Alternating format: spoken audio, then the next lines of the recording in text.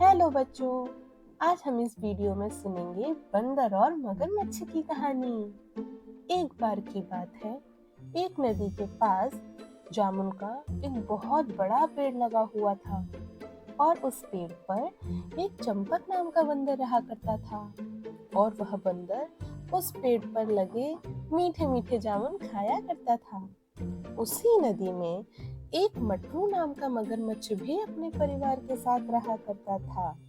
मटरू और चंपक बहुत अच्छे दोस्त बन गए थे, तो चंपक मटरू को भी रोज मीठे मीठे जामुन खाने के लिए दिया करता था। एक दिन चंपक मटरू को बोला, हर रोज जामुन हम दोनों ही खाते हैं, आज कुछ जामुन अपने परिवार के लिए भी लेके जाओ। और फिर मटरू जामुन लेके अपने परिवार के पास जाता है। जब मटरू की पत्नी उन जामुनों को खाती है तो वह उसे बहुत स्वादिष्ट लगते हैं और वह मटरू से पूछती है कि आप ये जामुन कहाँ से लेके आए।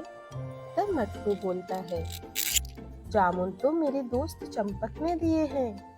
यह सुनकर मटरू की पत्नी सोचती है कि जब यह जामुन इतने मीठे हैं तो इन जामुनों को रोज खाने वाले चंपक का जिगर कितना मीठा होगा।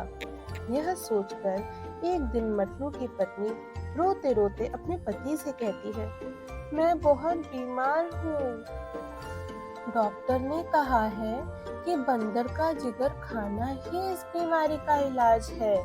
आप जाकर जल्दी से अपने दोस्त चंपक का जिगर ले आओ।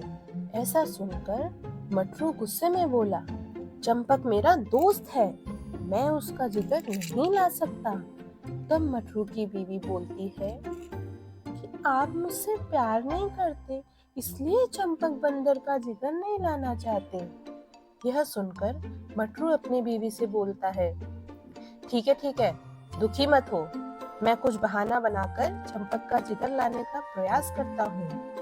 और फिर मटरू चंपक के पास जाता है और उससे बोलता है, चंपक, आज तुम्हारी भाभी ने तुम्हें घर पे दावत पे बुलाया है। यह सुनकर चंपक बंदर बोला, पर मुझे तो तैरना नहीं आता, मैं कैसे आऊं। तो फिर मटरू बोला, उसकी चिंता तुम मत करो, तुम मेरी पीठ पे बैठ जाओ। यह सुनकर बंदर मटरू की पीठ पर बैठ जाता है और वो दोनों मटरू के घर जाने लगते हैं। आधे रास्ते में मटरू चंपक से बोला, माफ करना दोस्त, मैंने तुम्हें झूठ बोला।